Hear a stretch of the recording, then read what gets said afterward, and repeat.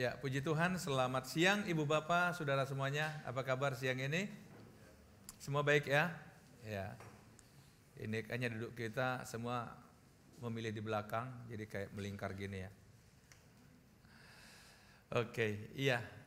Memang di depan ini agak dikosongin karena memang kita live. Jadi supaya saudara nggak kelihatan hanya belakangnya aja, jadi sengaja dikosongin.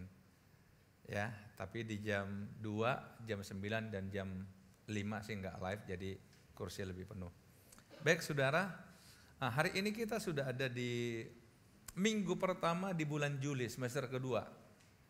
Ya, dari semester kedua kita, gimana semua naik kelas? Bulan Juni kan bulan kenaikan kelas, Juli masuk semester baru kan begitu ya, naik kelas semua. Saya suka berpikir begini saudara, hidup ini memang kayak sekolah. Ketika saudara masih SD, ya PR-nya paling kali-kali gitu ya, tambah-tambah. Tapi setelah SMP beda lagi, SMA beda lagi. Bahkan ketika saudara sudah mulai kuliah, maka wajib buat skripsi. Ya kan? Ambil S2 wajib buat tesis. Kalau dokter buatnya disertasi. Jadi saudara-saudara, tingkat kesulitan semakin lama semakin tinggi. Itu juga hidup. Jadi kalau saudara mengalami masalah kok tambah lama tambah berat, berarti saudara naik kelas. Kalau masalahnya itu aja, berarti saudara tinggal kelas. Setuju saudara? Jadi kadang-kadang orang saudara bisa pindah tempat, kok masalahnya ini aja. Iya, karena saudara pindah sekolah tapi tidak naik kelas. Tapi kalau saudara pindah sekolah gara-gara naik kelas, pasti masalahnya baru. PR-nya baru. Amin saudara? Jadi saya berharap itu saudara jadikan sebagai ukuran bagi hidup kita. Untuk menilai hidup kita. Untuk melihat hidup saudara. Apakah saya ini hidupnya progresif atau begini-begini aja? Rugi saya kira kalau tahun berganti tapi hidup saudara gitu-gitu aja. Tapi saya berharap saudara adalah orang-orang yang naik kelas. Jadi kalau saudara menghadapi masalah yang baru lagi, berarti saudara sedang ada di kelas yang baru. Ya. Pahami aja hidup seperti itu. Kalau saudara menghindari menyelesaikannya dengan cara melarikan diri kemanapun, ingat dimanapun, maka ujian yang sama akan tetap ada pada saudara karena saudara belum naik kelas. Hari ini saya ingin ajak kita untuk bicara tentang pemulihan. Satu kata pemulihan, bagaimana supaya kita dipulihkan oleh Tuhan. Pulih artinya berarti kita dalam kondisi yang tidak ideal. Saudara mengalami hal-hal yang tidak ideal. Saudara, seandainya saya tanya kepada saudara-saudara yang hadir hari ini, baik di ruangan ini maupun saudara yang dengarkan khotbah secara live ya, kira-kira kondisi yang saudara alami hari ini menurut saudara itu sudah jadi kondisi ideal atau belum? Gimana? Idealnya hidup saudara seperti hari ini atau menurut saudara harusnya lebih dari hari ini? Gimana? Tentu saya tidak berharap saudara mengatakan ini udah terlalu ideal bagi saya, harusnya di bawah ini. Saya nggak berharap itu jawabannya.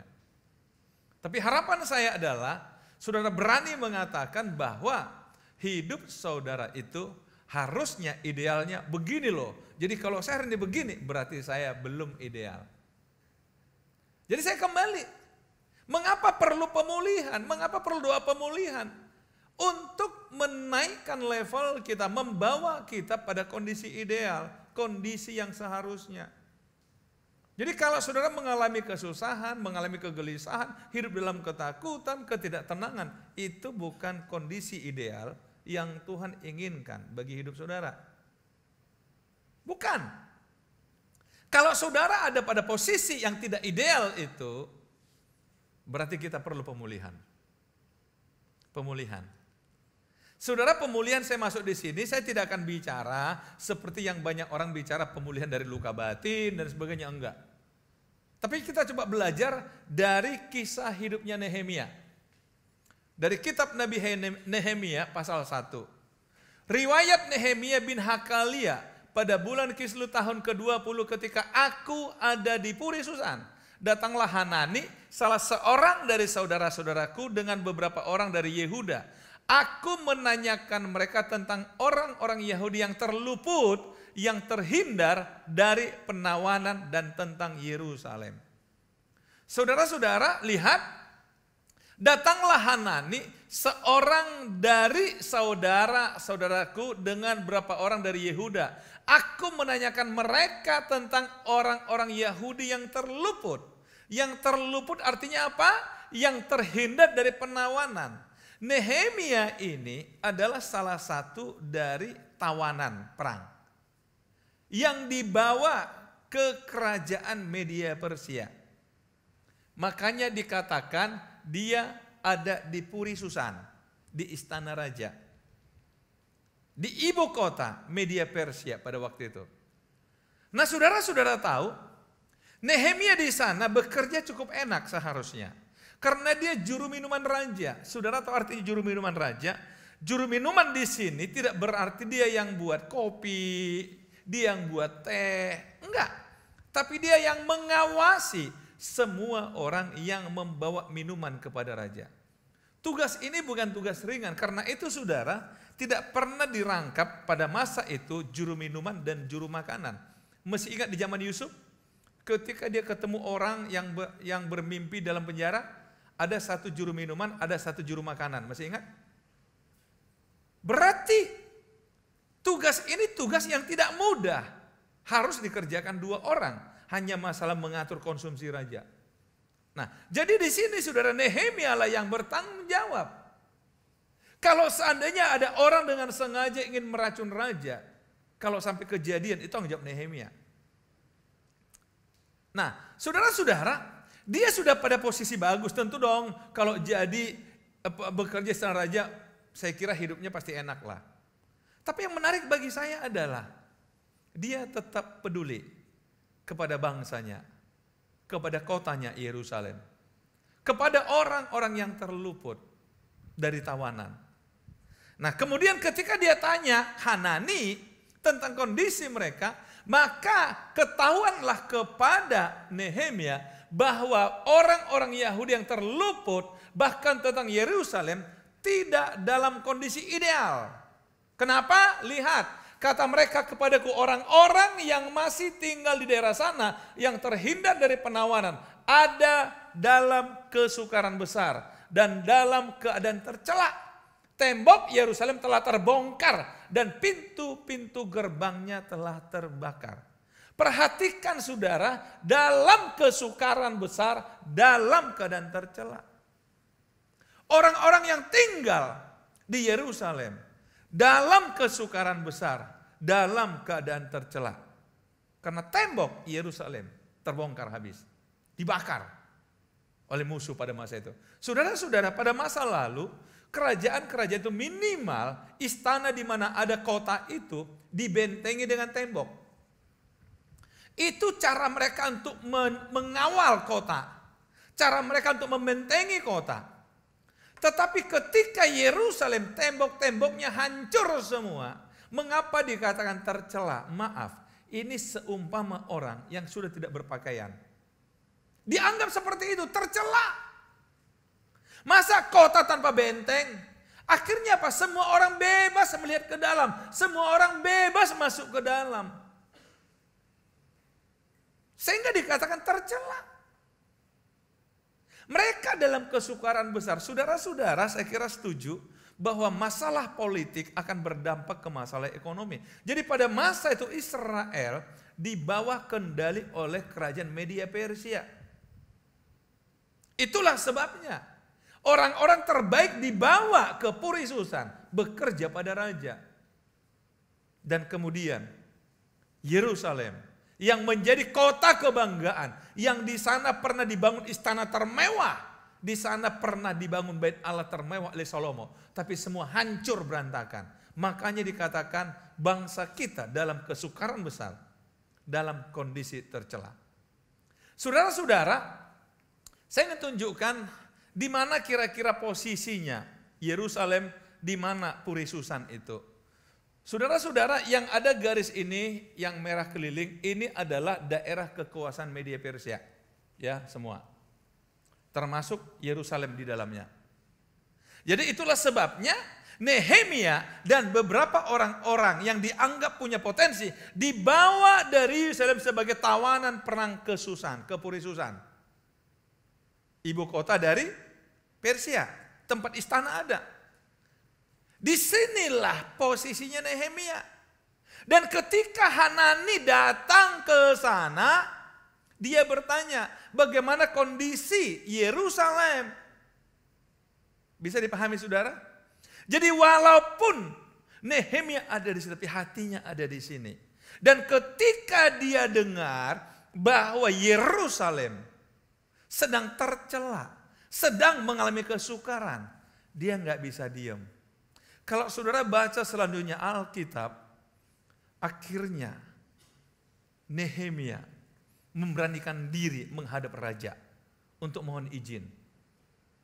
Dan dia katakan, karena tangan Tuhan yang kuat menyertai aku, dia melembutkan hati raja. Bayangkan seorang tawanan perang yang bekerja di istana, minta izin pulang kampung untuk membangun kampungnya. Saudara, dia nggak punya modal untuk bangun tembok Yerusalem. Tapi dia katakan, oleh karena tangan Tuhan menyertai aku, dia membuat hati raja itu tersentuh. Bukan saja memberi dia izin pulang kampung, tapi memberikan surat sakti. Sehingga kepada siapapun dia menghadap, termasuk para bupati, gubernur, apapun yang dia minta dikasih. Sampai tembok Yerusalem bisa dibangun. Jadi saudara, selalu orang mengingat Nehemia, oh pembangun tembok Yerusalem. Padahal dia seorang tawanan perang. Ini perkara yang luar biasa. Itulah sebabnya nama Nehemia, riwayat hidupnya dicatat dalam Alkitab. Karena Tuhan pernah memakai dia untuk memulihkan Yerusalem. Tetapi saudara, itu tidak mudah. Perlu sebuah perjuangan dalam hidup. Karena itu hari ini saudara, kita coba belajar. Apa yang Nehemia lakukan sehingga dia bisa berhasil memulihkan Yerusalem. Setidaknya bisa membangun kembali tembok Yerusalem yang sudah porak-poranda. Mengapa dia bisa? Mengapa? Yang dilakukan Nehemia yang pertama adalah ketika ku dengar berita ini, duduklah aku menangis dan berkabung selama beberapa hari. Begitu dengar berita itu, duduklah aku menangis sambil berkabung. Bahkan dia katakan, aku berpuasa dan berdoa kehadiran Allah semesta langit. Yang pertama saya ambil kata berkabung. Melihat satu situasi yang tidak ideal, Nehemia berkabung. Saudara, biasa kata berkabung itu kan kita dengar kalau ada yang meninggal. Sehingga kita katakan perkabungan yang kami muliakan, perkabungan yang kami kasihi, sedang berkabung karena kehilangan orang yang disayang.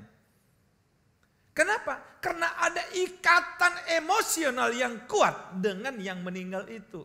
Makanya dia berkabung.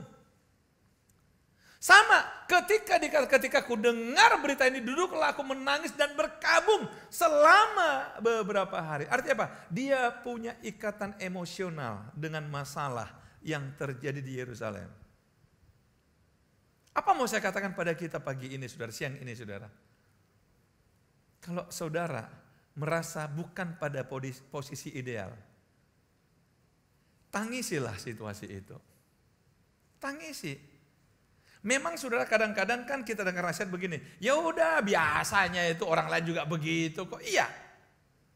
Tapi kalau kita nggak biasanya itu, berarti kita siap tetap di situ. Berarti kita tetap akan pada posisi itu. Kita berarti tidak merasa itu sebuah masalah yang harus diselesaikan. Kadang-kadang saudara kita ketemu orang yang sebenarnya maaf, dia sedang susah. Tapi ketika kita kasih nasihat untuk dia bangkit, ya sudahlah, udah terbiasa aku begini kawan, udah terbiasa aku. Udah ku nikmati aja hidup ini, udah ku nikmati aja. Saudara, kadang-kadang saya kalau ketemu yang begitu, saya kehabisan kata-kata. Karena kita pengen dia bangkit karena ini bukan kondisi ideal. Tapi dia katakan, memang aku sadar ini bukan kondisi ideal. Tapi begini pun udah hebat ini, bisa ku nikmati. Akan bingung kita. Jadi ada orang saudara, sudah menyatu dengan masalahnya, sehingga dia sampai-sampai nggak sadar kalau dia sedang bermasalah. Halo? Ada. Dianggap ya sudah biasalah. Hampir sama saudara. Saya coba ambil contoh perbandingan aja nih, perbandingan di medis saudara.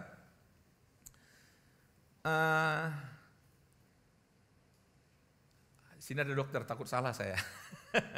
Kalau orang katanya saudara tinggi, sakit gula, apa semua ya sudahlah. Apalagi sudah umur 50 ke atas, ya sudahlah. Makan obatlah seumur hidup, kan begitu.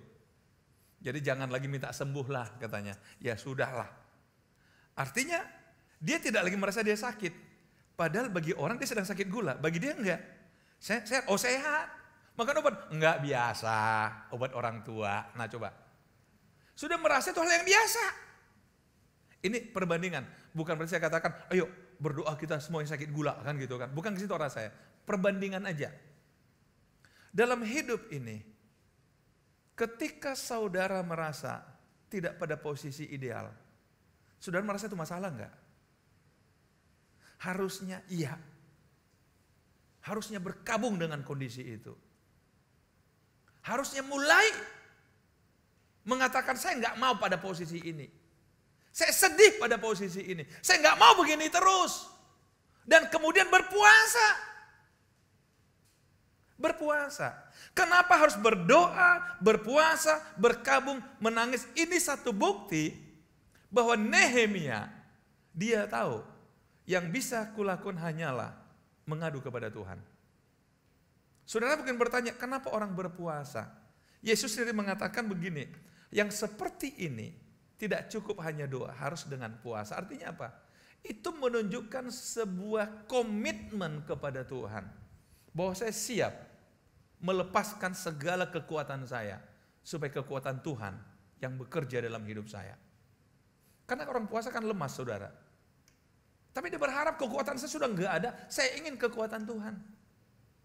Jadi perkabungannya Nehemia di sini adalah karena dia merasa, Tuhan, ini bukan kondisi ideal. Saya ingin Tuhan pulihkan Yerusalem.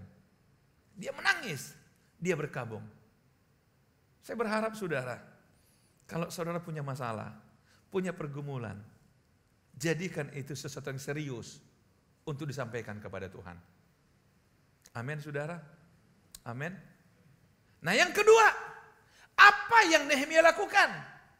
Berilah telingamu dan bukalah matamu dan dengarkanlah doa hambamu yang sekarang kupanjatkan kehadiratmu siang dan malam bagi orang Israel hambamu itu dengan mengaku segala dosa yang kami orang Israel telah lakukan terhadapmu, juga aku dan kaum keluargaku telah berbuat dosa. Yang kedua, dalam perkabungan itu, dalam doa pemulihan, mengaku dosa. Saudara-saudara, kadang-kadang kita dengar ada orang yang terbiasa berdoa begini, Tuhan, ampunilah kami atas segala dosa kami, baik sengaja maupun yang tidak sengaja. Saya jujur, saya agak terganggu dengan doa yang tidak sengaja itu. Namanya dosa itu disengaja, saudara. Ini kan seperti bermasalah hukum. Saya nggak sengaja Pak ambil barangnya dia. Kemudian saya jual, nggak sengaja juga. Saudara, nggak sengaja ini ada unsur pembelaan diri, saudara. Yang tidak kusengaja. Artinya apa? Walaupun aku nggak bersalah, tapi aku minta maaf. Kan kira-kira begitu. Itu sama aja. Nggak perlu minta maaf kalau memang nggak bersalah, saudara. Jadi cukuplah Tuhan, ampuni aku akan dosa-dosaku. Titik. Nggak usah bilang nggak sengaja lah. Dosa pasti sengaja. Setuju, saudara? Makanya di sini Musa dia mengaku. Mengaku dosa bangsaku, dosaku, dosa keluargaku. Dia mengaku. Dia mengaku segala dosanya. Pertanyaan saya, apakah saudara ketika berdoa masih buat pengakuan dosa kepada Tuhan? Gimana? Ketika saudara dalam kondisi yang tidak ideal, apakah saudara begitu menghadap Tuhan hanya nagih janji Tuhan, ataukah saudara buat penyelesaian dengan Tuhan? Masihkah saudara buat pengakuan kepada Tuhan atas dosa-dosa saudara? Gimana saudara? Kadang-kadang kita terbawa satu pemikiran, ya Tuhan kan maha kasih, semua dosaku pasti diampunilah, dia tahu kok, tanpa kita harus mengaku. Bukankah firman Allah mengatakan, hendaklah kamu masing-masing mengaku dosamu?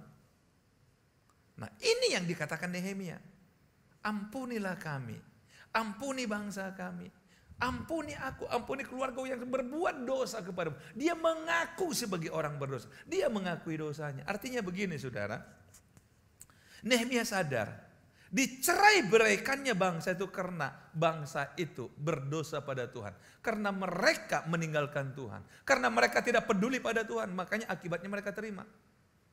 Makanya dia selesaikan dulu, Tuhan aku berdamai dulu dengan engkau. Sebenarnya mengaku dosa itu mengajak berdamai dengan Tuhan. Setuju saudara? Menyelesaikan penghalang. Dalam Yesaya 59 kan dikatakan sesungguhnya tangan Tuhan tidak kurang panjang untuk menyelamatkan, telinganya tidak kurang tajam untuk mendengar. Tapi yang menjadi pemisah antara engkau dan Tuhan sehingga dia tidak mendengar dosa dan kejahatanmu. Berarti ada gap saudara. Ayo, berani aja minta ampun sama Tuhan. Bukan kepada orang lain kok, bukan kepada pendeta, tapi kepada Tuhan. Jadi kalau saudara merasa tertekan, ada pada posisi tidak ideal, yang pertama adalah saudara harus tunjukkan bahwa saya tidak mau dalam kondisi ini terus. Saudara perlu menangisi situasi itu, berkabung untuk kondisi itu, dan kemudian datang minta ampun sama Tuhan. Selesaikan segalanya bersama dengan Tuhan. Sampaikan kepada Tuhan hal-hal apa yang membuat engkau menderita hari-hari ini. Ada banyak hal. Apakah saudara pernah meninggalkan Tuhan? Apakah saudara pernah yang lain-lain barangkali?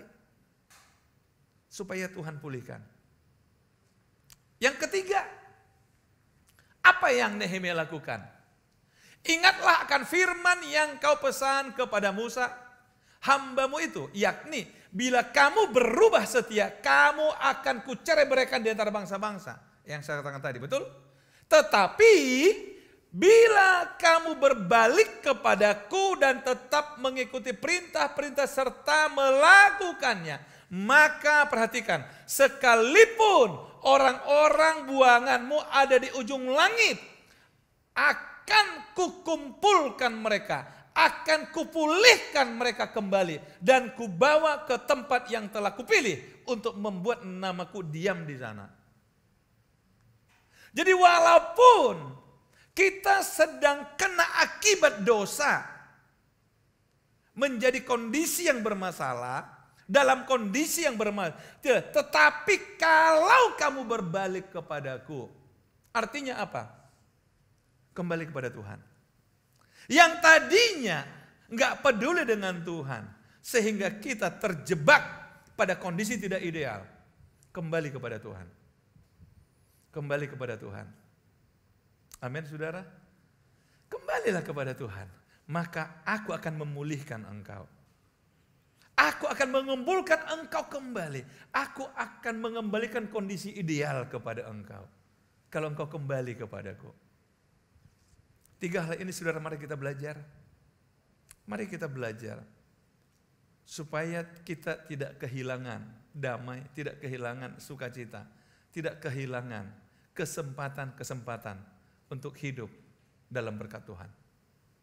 Supaya kita tidak kehilangan itu semua saudara. 3 hal ini kita belajar. Nehemia, contoh yang baik, yang dicatat dalam Alkitab. Sikap dia untuk memulihkan tembok Yerusalem. Dan dia berhasil. Sekali lagi saya katakan pada saudara, semua yang dicatat dalam Alkitab itu berguna bagi kita di masa kini. Mari kita belajar. Mari kita belajar. Sekali lagi saudara, pertanyaan saya ulangi dari yang di awal tadi. Apakah saudara sekarang sudah pada posisi ideal dalam pemikiran saudara? Dosen saya dulu, dia bicaranya sederhana tapi tajam. mengatakan kepada kami mahasiswa seperti ini. Jika Tuhan berikan engkau kecerdasan, kepintaran, dengan sedikit belajar aja harusnya engkau dapat A.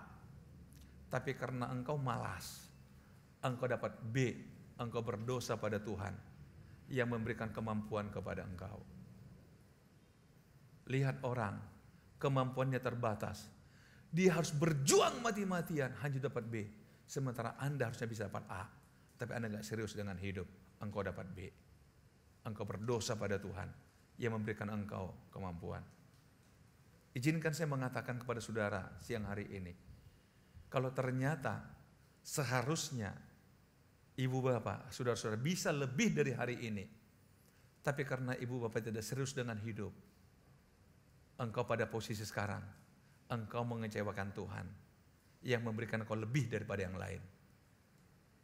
Oleh karena itu, berkabunglah untuk hal itu. Bertobatlah di hal itu. Berbaliklah kepada Tuhan. Akuilah bahwa kita gak serius dengan hidup ini. Dan katakan pada Tuhan, aku ingin dipulihkan. Amin. Tuhan Yesus memberkati kita.